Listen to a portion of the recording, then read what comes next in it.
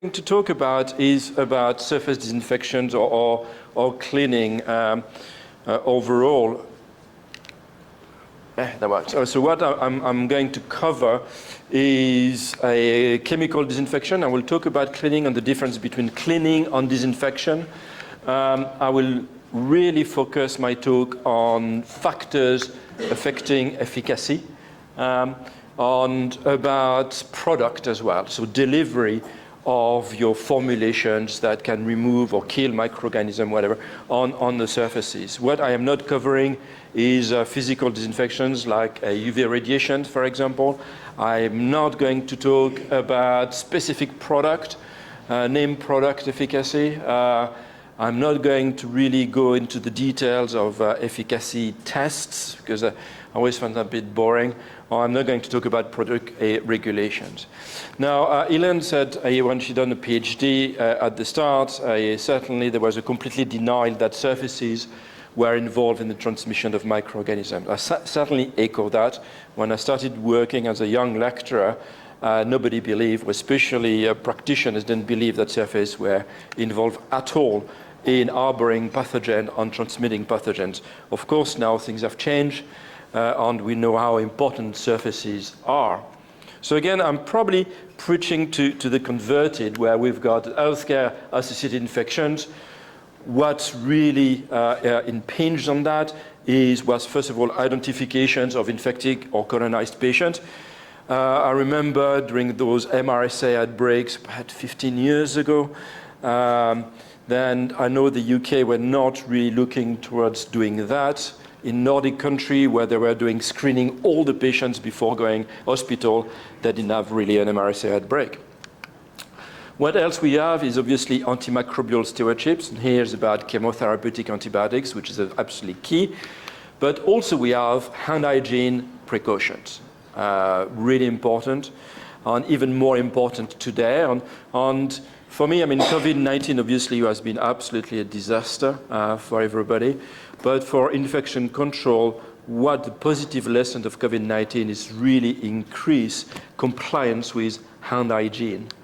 And the same with surface disinfection, environmental disinfection. So how to control really those healthcare-acquired infections is just not one intervention, but it's quite a number of interventions, as you know. So as we mentioned, then in the past, not that long ago, surfaces were not really considered an issue for the transmission of microorganisms. We know that is not the case today. And obviously, we've got some interventions we can do to decrease the number of pathogens that can be transmitted via surfaces. We've got the antimicrobial surfaces. Again, about the use of those ones, the jury is still out there. You might have in the hospital copper surfaces. Copper work very, very well, but it's very, very expensive. And that's an issue. And is it cost effective to have copper in the hospitals? Well, again, the jury is out there. But then we've got all those interventions about disinfections. You can use liquid disinfectant, a product, which are wipe-based product, UV irradiations, fumigation, and so on. All those interventions will contribute to make a surface safe. And then obviously we've got hand hygiene to really decrease transmissions between the hands, between patients to patients, or healthcare worker to patients as well. However, the biggest challenge is, with any product, is obviously its compliance. Okay, so hand hygiene on that slide was certainly done before COVID-19. Before COVID-19, hand hygiene, depending on hospitals, were between 230 and the very, very good hospitals where the infection control team was really powerful, was about 85%. Usually it's about 50, 60%. On surface disinfection, we don't really have, in the UK, much information about compliance about surface disinfection. That data is from a colleague in the US who in charge of a few hospitals at the time. On surface disinfection, compliance over there was about 32%. All right? So again, when you're using whatever product you have, whether it's for cleaning or for disinfection, the product itself will have some activity, but it's how you use the product which is very important. Compliance in using the product, how often you use it, to use it properly. And I will show you some slides later on in my talk to see what happens if you're not really using the product appropriately. And of course, an understanding of what factors affect efficacy. And that's for the end users, but also for the manufacturers of a product. So that was really sort of a introduction of what I'm going to talk about. I'll go a bit more details now about what we mean by all the cleaning, disinfections, decontaminations, and factors affecting efficacy. So cleaning is the removal of dirt. When you've got a cleaning agent, obviously, it's not designed to kill pathogens. However, when using a cleaning product associated with a material, because you don't want to leave the surface wet, then you might remove pathogen at the same time. But it's not designed to kill pathogen, just to remove dirt. Disinfection is the way around. Those disinfection, a product or disinfectant, are designed to kill microorganisms. That's why you've got a product claim on label. You're going to have a pack of wipe, whatever, antimicrobial wipe. It says it's active against Staph aureus, norovirus, whatever. And that's been shown in tests, in standard tests, that actually the product work, well, most of the time. But with disinfection, you've got different level of disinfection. I'm going to mention that in the next slide. And then decontamination is a decrease of microbial bioburden. That's a very sort of woolly definition. It's certainly used a lot in the US. And very often, it's the terms, when you look at definition, is to render a surface safe. However, with that, I mean, there's a lot of questions. How do you define that the surface is safe? It certainly depends on the pathogen. So norovirus, for example, norovirus, you've got a very low infective dose, but 10 virus will give you the disease. So you shed about, I don't know, 1 billion virus per gram of vomit or feces.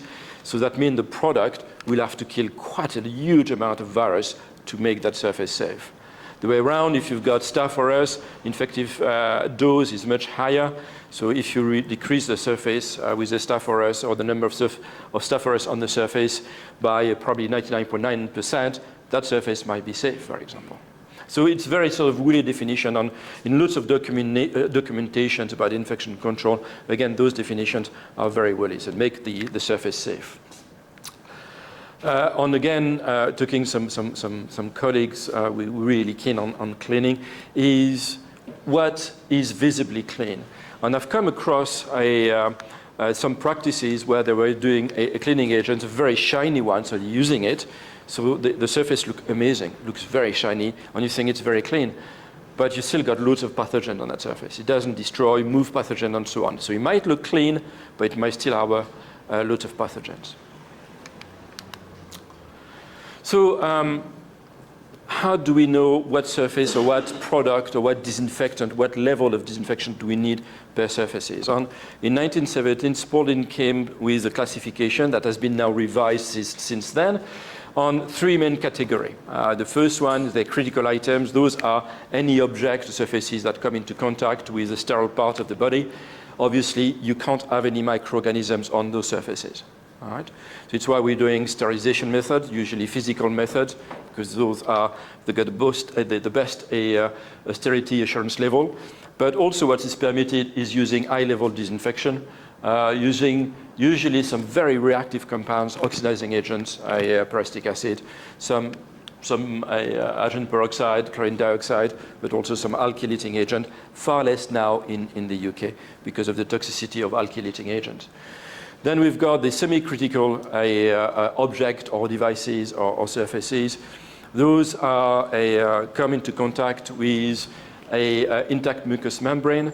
So again, here we need to reduce really severely the number of microorganisms that might be on those surfaces. But that surface doesn't have to be sterile. And for that, again, we've got quite a large number of chemistry that is available. Some of them are used for medical devices, so it's why, particularly in part of Europe, Spain, Italy using still glyceraldehyde. In the UK, we don't use that anymore. But again, still quite powerful chemistry, very reactive chemistry. And then we've got the non-critical devices and surfaces. Those come into contact with intact skins, for example. And for those, then we've got all the rest of the biocide chemistry, so all the quaternary ammonium compounds, biguanides, phenolics, and so on.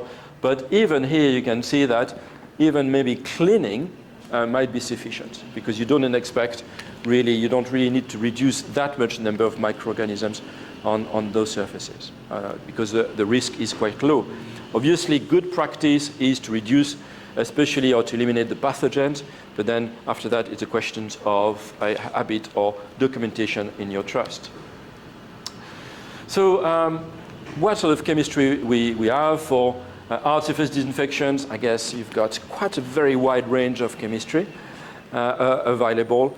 For a cleaning, you've got usually the use of detergent, ionic, unfettering, non-ionic. Those have got very good property to remove dirt from surfaces. They're not very good at killing microorganisms.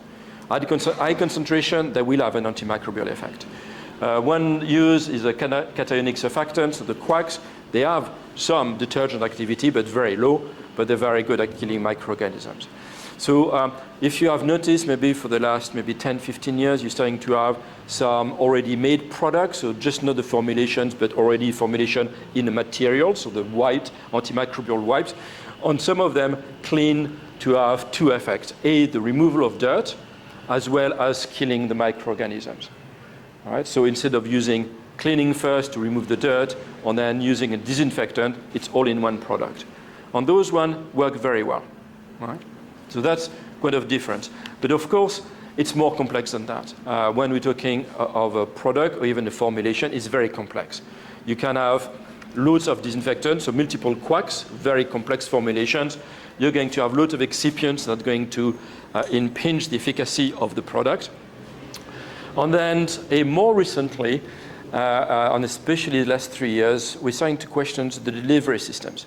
So depending how the product, the formulation is delivered on the surface, that's going to matter. So you're going to change the efficacy of the product if it's in a spray, if it's fumigations, if it's in a wipe, that efficacy is going to change. And there's very little information out there at the moment. So as an academic, we're very interested into that. We're looking into that. Manufacturers got absolutely no clue about that, usually. That's my experience. But they're very engaged and they very want to know, well, if I deliver my biocide as a spray, am I going to increase the efficacy, whether just it's a liquid or is it a wipe? So again, it matters. So for the bulk of, well, part of the bulk of this talk is factors affecting efficacy. Again, when you've got a product that you are using in your hospital, you're thinking, okay, that product says it's killing whatever bugs and so on. I'm going to use it. Very often, you don't really use the instruction from the manufacturers how to use that. Some manufacturers will actually provide some training session how to use the product properly. We've done that, and I will talk about that in a minute in the talk. It hits and miss sometime. But overall, when we're talking about a product, it's not as easy as it seems, because you've got loads of factors that will affect the efficacy of the product. Some factors are inherent to the product, so it's more a manufacturing or more a manufacturer issues. Bulk of factors is depending how the product is being used. And the last one is depending on the microorganisms, your target microorganism, which might be difficult to predict. So if we're looking at the first one, factors inherent to the product, concentration, for me, it's the most important part, and it will have implications. For a manufacturer, they don't want high concentrations because it increases usually the price of the product. And when they want to win the tender, then it's highly competitive. The price is still very, very important. But again, the concentration is a key. And we can predict actually the efficacy of the product depending on its concentration. All right, so that's called the concentration exponent. And I will give you an example in a minute. Of course, very important when we talk about concentration is available concentration, that the amount of product that is delivered on the surface. If your formulation stays in the material, so for example, if it's a wipe, but the wipe doesn't trap the disinfectant or nothing is delivered on surfaces, you're not going to have an activity at all on that one. So again, that's very important. With COVID-19, again, we might have seen a lot of companies trying to sell that residual activity. So you're using your product, you spray on surfaces, and they're going to say, it's going to last for 48 hours, 72 hours. You don't have to clean again or disinfect the surface. Right? But I will talk about that on my penultimate slide. Then, obviously, you've got formulation. Formulation, it's a gray area. It cannot be predicted. If you've got a very good formulator, then usually the product is quite good. pH affects really organic acid. And then, again, more recently, we're interested in delivery material.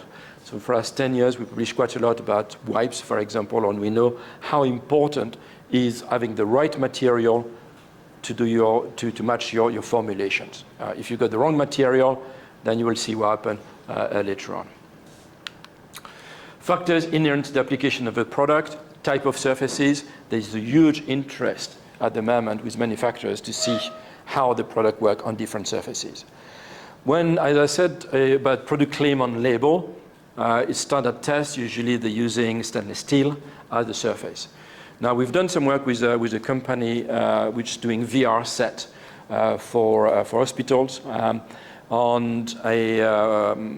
We needed to demonstrate that the disinfections we're using with that VR set was appropriate.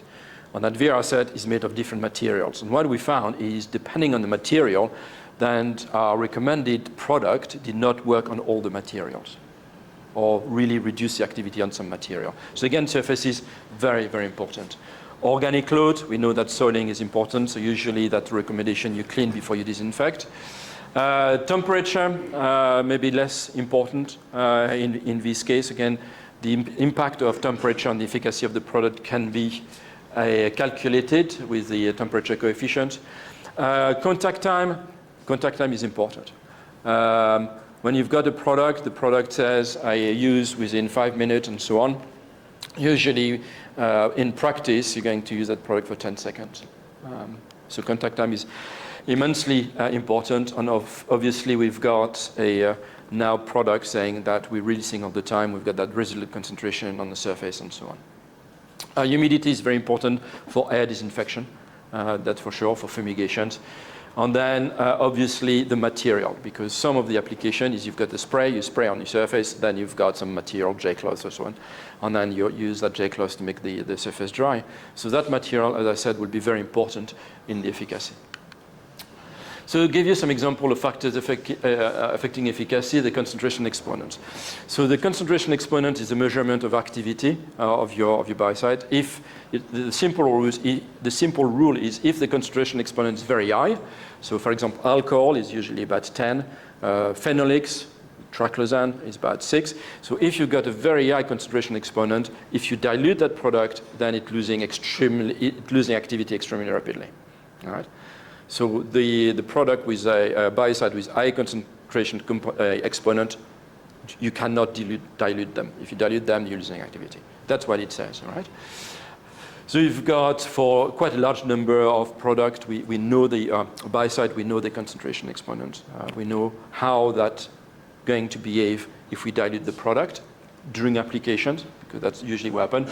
And then you can see some information about soiling, how soiling organic load will affect the efficacy of the product. So for example, we know that with phenolics like triclosan, if you've got a bit of organic loads, then you completely mop up the activity, and so on. So that information is available to make a choice of what product we can have.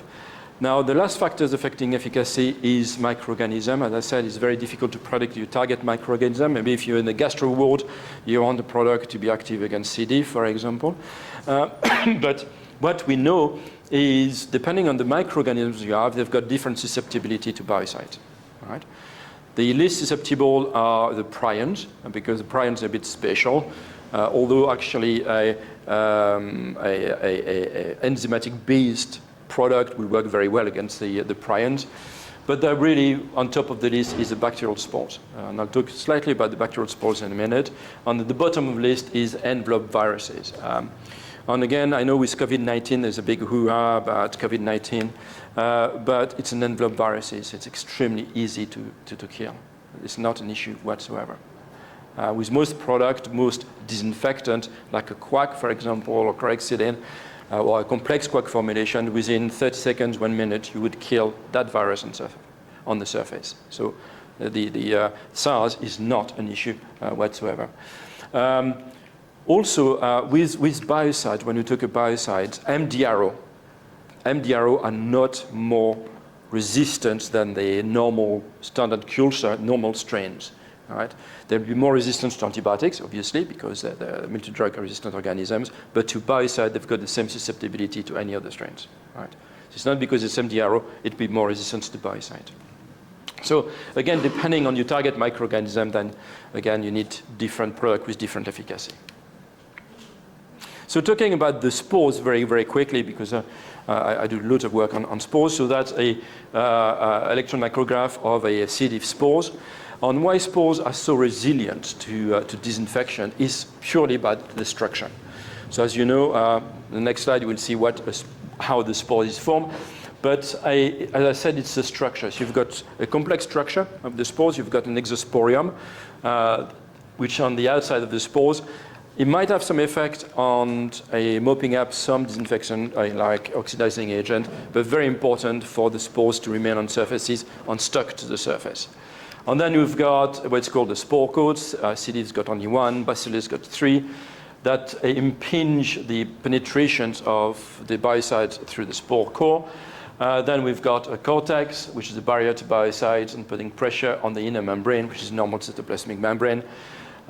Basically, nothing can penetrate inside the spore core. The spore core, and within the spore core, then you've got other systems that protect the bacterial DNA within that core. So the genome of the cells will be in that core.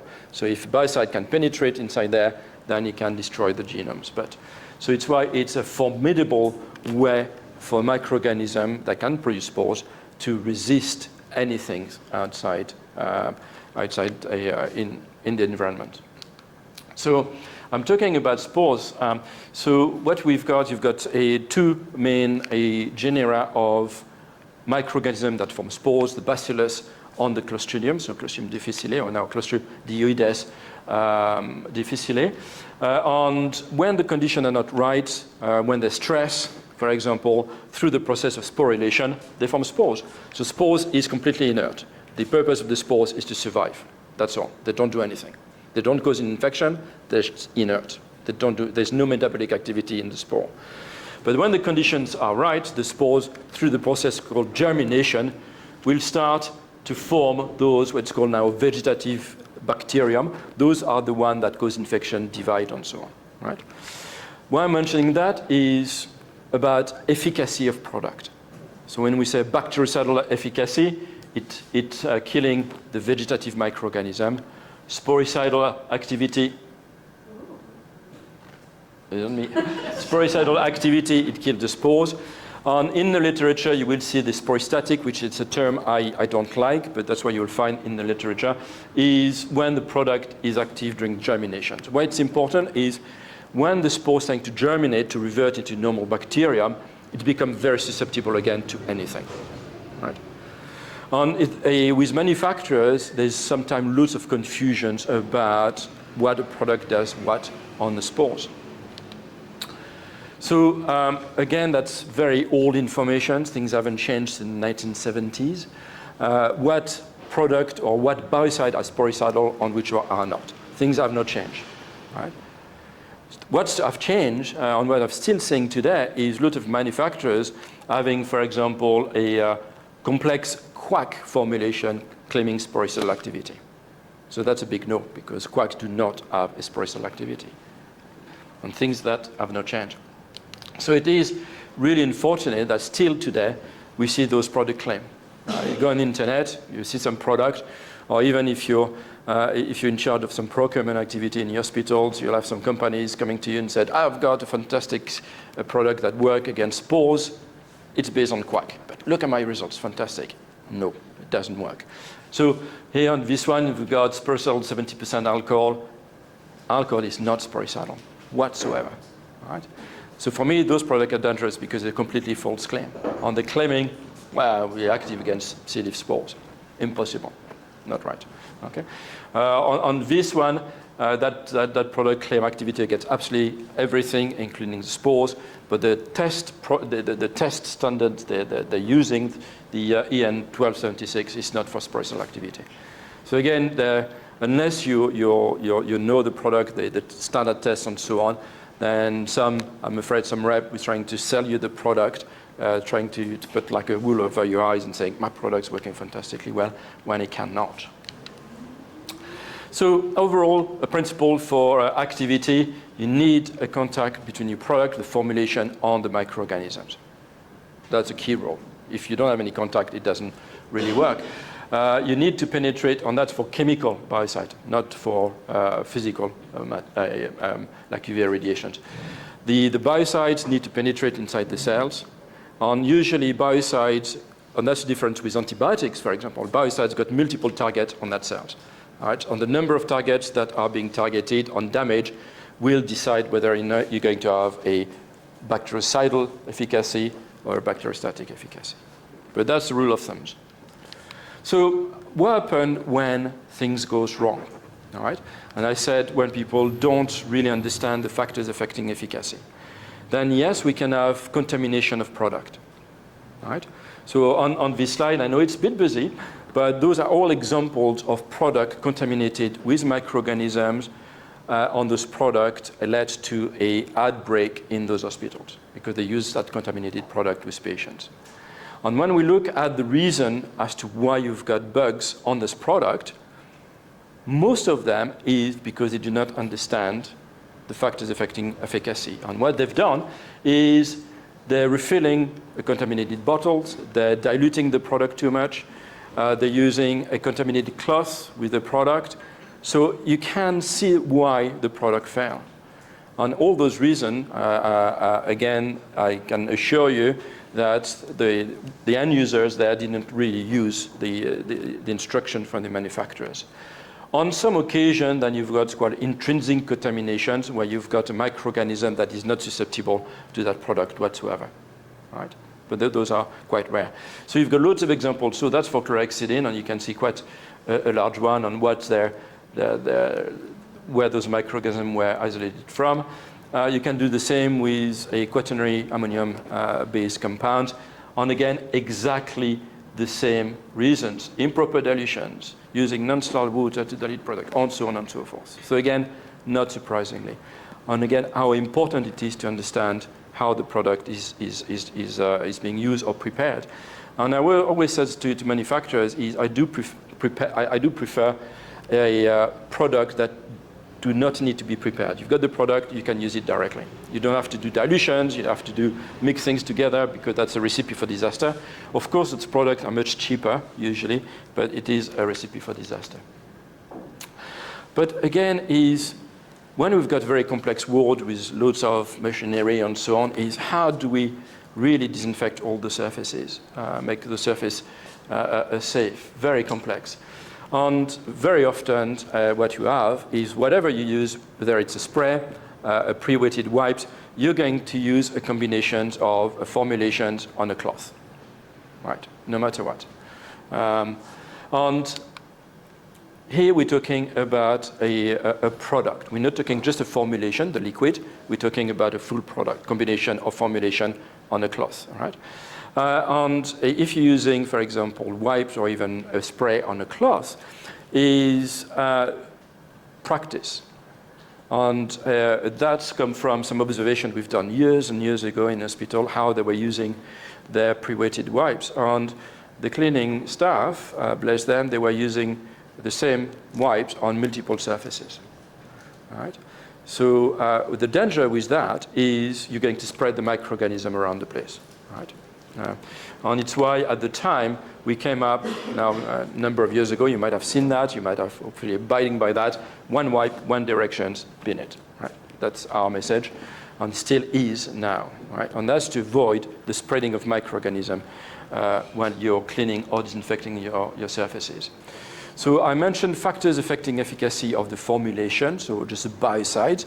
Now, if you're looking at a complex product, so for example, a pre-wetted wipe, so you've got a combination already of your disinfectant on the material together, then you've got even more factors that will affect the efficacy.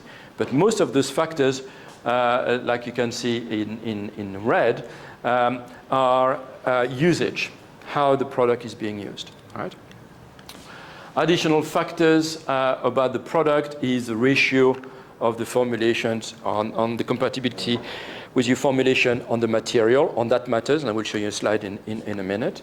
But all of those, otherwise, is how the product is being used again. So again, you might say, oh, I've got a wipe, it's very easy to use. But in fact, when you really think about it, there are a number of factors that will affect the efficacy of that product in practice. So different type of wipe, detergent wipes, so that you're cleaning wipes, remove microorganisms, right? Doesn't kill them, it's not the purpose of the wipes. More important is, even if using the detergent wipes, then you might remove microorganisms, right? You might not kill them because it's not the purpose of the wipe, but you might remove the microorganism as you're removing the dirt. So again, with those wipes, if you're using that wipe on multiple surfaces, the same wipe, you're going to spread your microorganism around. Then you've got your basic disinfectant wipes. Those are designed to kill the microorganism. As I mentioned earlier, lots of those wipes have a dual effect of cleaning and disinfection, especially the quack-based wipes. They will have a clean effect as well as a disinfectant one. And very important here, a message from me is you cannot sterilize the surface with the wipes. You're still going to have microorganisms left on surfaces. You're reducing the number, that's what it's for. But you cannot assure that the surface is free, completely free of microorganisms. So I'll give you some examples. Again, that's all studies we've done. Here you've got 3 microorganisms, including Clostridium difficile, with different type of wipes. Here we're looking at removing microorganisms from surfaces, so removing/killing, because we're using disinfectant wipes. So the higher the bar, the better the product it is as removing, killing the microorganism from surfaces. And you can see, depending on the type of microorganism, you've got different efficacy of those wipes. So for example, wipe A, or most of them, very good at removing Acinetobacter baumannii. Why we're using Acinetobacter baumannii? Gram-negative bacteria, and is not really being killed by desiccation on surfaces. So it's a very good model to use. But you can see, very easy to remove. Staph aureus, then you can see lots of variability between those wipes. Some wipes are very good, some others not. C. diff, again, it's a variation as well.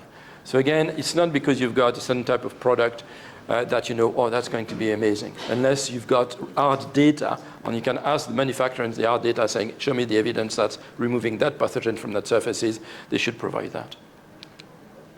Same with viruses. So I think it was quite timely. So this one, we used a surrogate viruses for poliovirus. And we tested a number of wipes. Those 2, wipe DE, those claiming virucidal activity. And I'm pleased to say that the formulation extracted from the wipes actually do kill the viruses. So those were truly virucidal. But when we're looking at now the use of the wipe on surfaces, so a combination of killing the virus and removing the virus. And we're also looking at transfer. So the blue bar is the transfer, how many virus you can transfer from the wipe to other surfaces. Well, you can see that all those wipes but one really transfer quite a large number of viruses.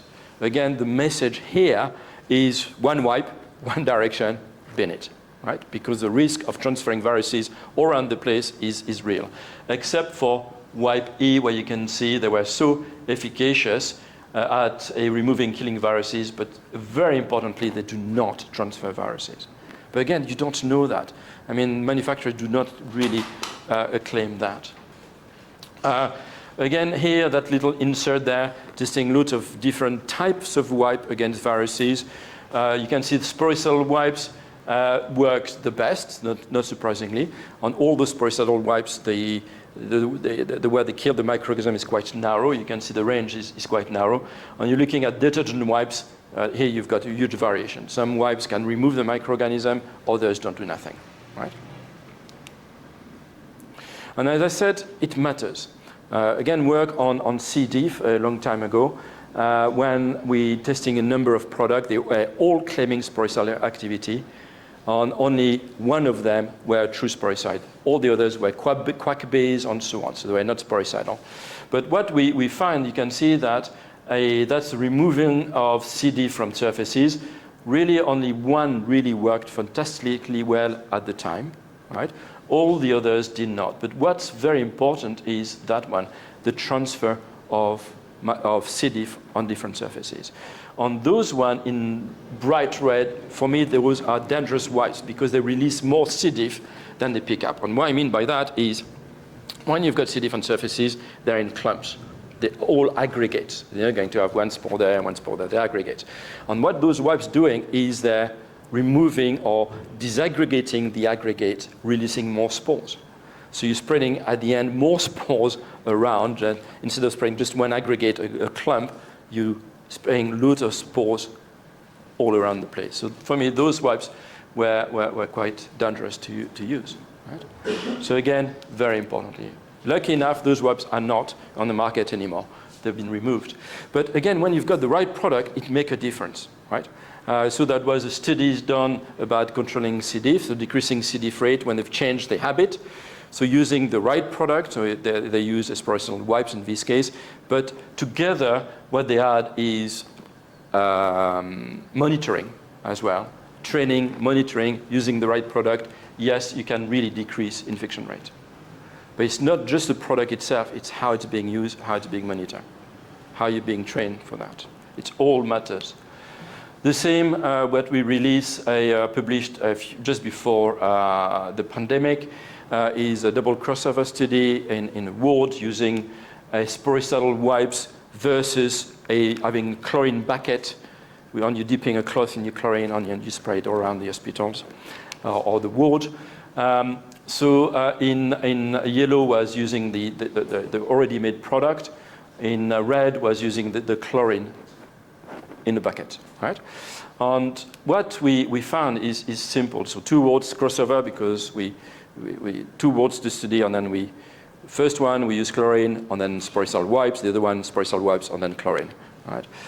So we swap them over. And what we observed, so on this one, we used, so in purple is a baseline, so normal practice, what they were doing. And then it's intervention using the sporicidal wipes and then the chlorine. You can see quite a huge reduction on that matters. And when, after 6 months, we're using, again, the normal habit of chlorine from a bucket, then you can see the number of microorganisms on surfaces go back up. Right? The other way around, when you use chlorine first and then sporicidal wipes, you can see that here you've got a decrease. And that decrease is solely due to the training. So before we've done that study, we train the cleaners, infection control, how to use the product. And that's the effect of training. But when we use after that the sporicidal wipe, you can see those numbers decrease further. And if we're going more into analysis per different type of surfaces, then we've got the same, usually the same type of image. Some of them are quite dramatic drop in contamination on the surfaces. For some others, it didn't work that well as well. So again, that's practice. But again, having the right product, and I like those already made products, like those wipes, versus the habit of, in this case, making a bucket of chlorine and on using a cloth. Right? So again, the other word the same. If you're using chlorine first and then sporicidal, you can see in most cases you even decrease in numbers further. And that demonstrates the value of having the right product. When we're looking at MDRO, exactly the same picture. When we're using that sporicidal wipes, that very strong wipes, then yes, we decrease the MDRO occurrence in surfaces much better than if you're using just a chlorine in the bucket. Right? On the way around, if we use the sporicidal wipes of that product first and then the chlorine, then the MDRO numbers go back up. Right? So very simple. Again, sporicidal wipes are very expensive. That was just a trial to compare the efficacy of those two, and it worked very well, even if we had problem with training. On the biggest problem we face, 5 minutes, perfect. The problem we face is when we were training those people to use the product properly. We had some senior nurses that were doing a back training immediately after, said, no, we need to use that the way it was. So it didn't really work. The product were not used properly, but still, even that, the results were quite amazing. So again, the result of that study is, again, it shows the combinations. It's not the product alone, but it goes with training the staff, monitoring, all right? And all that package make the product working much better. Again, I'm not a fan of having a bucket of hypochlorite and using some cloth and then you just spread around. I don't think that's a very good practice.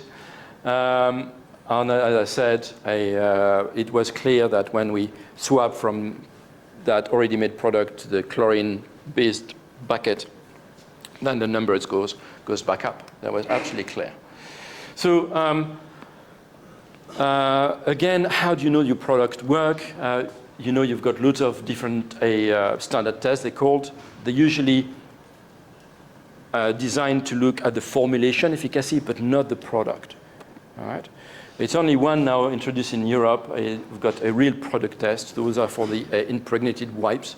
And that works very well because they're not only testing the efficacy of that product removing killing microorganisms on the surface, but also the spread of the microorganism between surface. So fantastic. Two information in one, and that's what we need.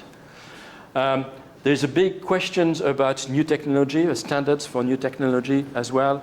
And as I said, since COVID-19, there's loads of manufacturing that will claim residual activity. There's a pre-standard called the PAS 2424 to do that, and manufacturers will use that to claim residual activity, right? So residual activity is a funny one for me, and that's my penultimate slide, is what I haven't mentioned at all. I said biocides is very important. I believe in disinfection. I believe in controlling microorganisms, so use of disinfectant when it matters. When you've got vulnerable patients, for example, I believe in disinfection, no doubt. I think it's very important. But a disinfectant that is not used properly, it's a double sword because it might cause some damage. And by that, I mean it might select for microorganisms that are resistant to that product. And by doing so, those microorganisms are likely to be also antibiotic resistant. You're selecting for resistance, basically. So residual activity, I'm not against that. But it has to be done properly, and we need to have evidence that it will not cause emerging resistance. So what I've got in the slide is a study we've done on chlorhexidine. And as you know, with chlorhexidine, it's got a residual activity, but the concentration decreased. And what we've done here is looking at the concentration of chlorhexidine left on surfaces after a contact time, right? And you can see, well, you probably can read it, but it doesn't really matter. You can see that those are the concentration left, which is very, very low concentrations. And the concentration left on surfaces are between the minimal inhibitory concentrations and the minimal bactericidal concentrations, right? So extremely low concentrations. And in that range of concentrations, that enable the microorganism to survive, right?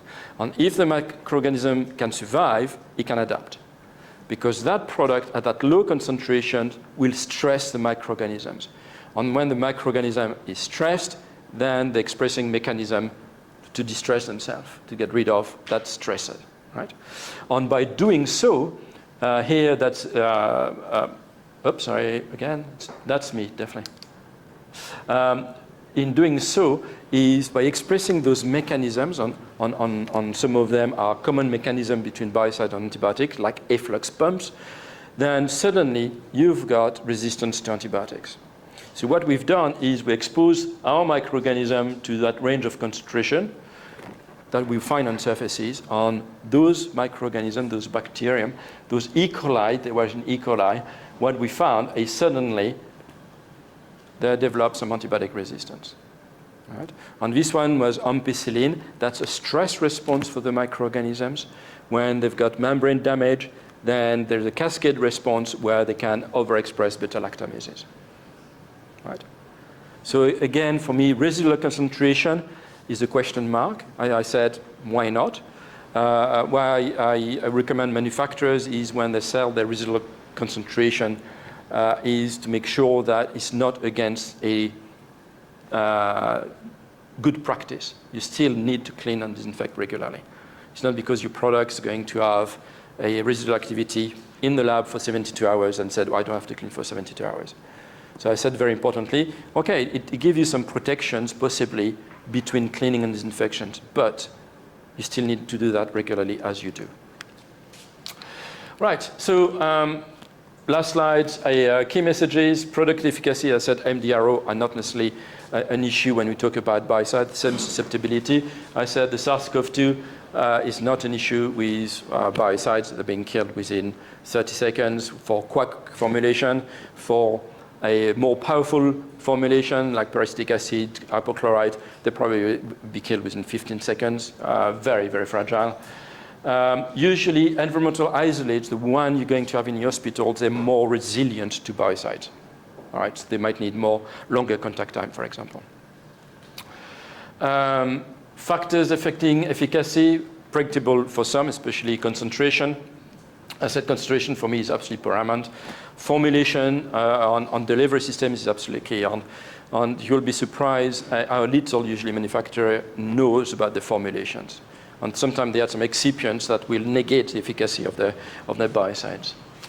As I said, cleaning only with a detergent is for dirt, but you might remove microorganisms and spread the microorganism around if using the same cloth. On some product can do both, cleaning and disinfectant. Still, for me, challenges is obviously still the spores. It's always been a problem. I haven't talked at all about biofilms you've got on surfaces. So I don't know if you've heard of dry surface biofilms. So that's any type of biofilm you find in a dry environment. Those are pretty tough. So that's new science. It's only about 6-7 years old. But you find them absolutely everywhere in healthcare. And obviously, residual activity on the jury is still out there. So thank you very much for listening. I will take any questions during the day, now if you've got time, or after. I'm here all day. Thank you very much.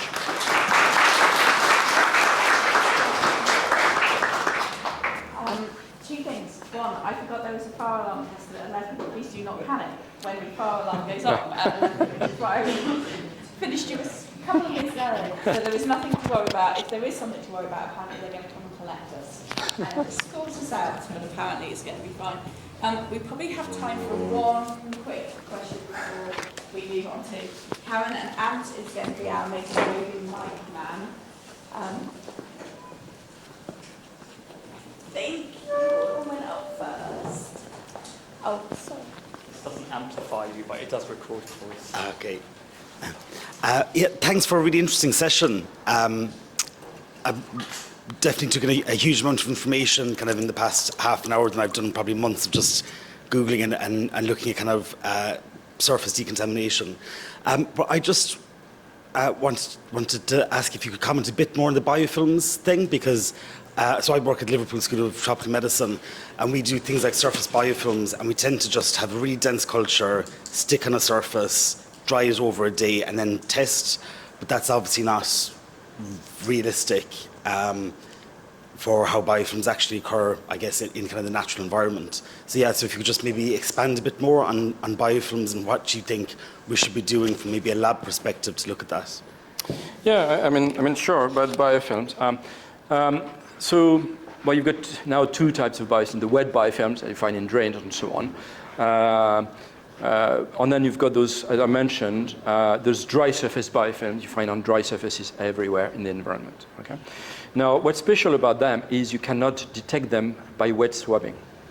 So I don't know how probably it's going to be discussed today, how you monitor the environment with swabbing.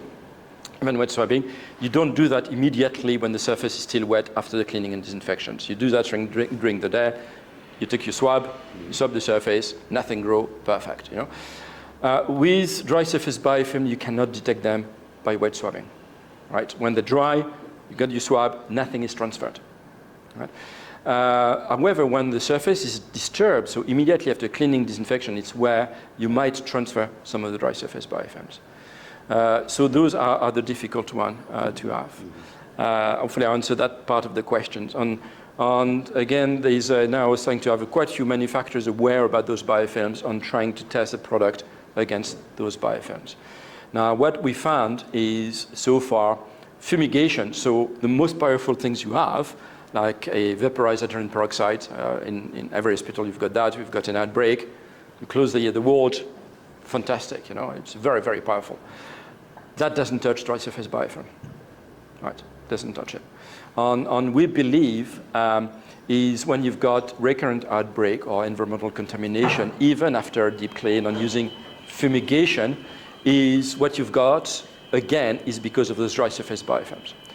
However, dry surface biofilms can be managed very efficaciously with wipes, disinfectant wipes.